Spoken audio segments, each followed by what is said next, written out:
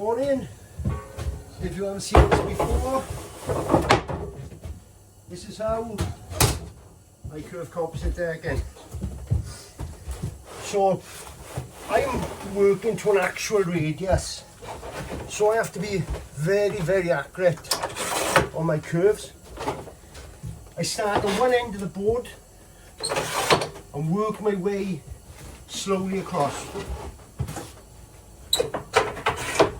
securing as I go against the fence.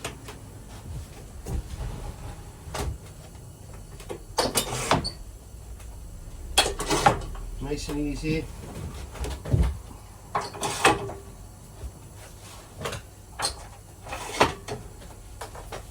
There we go.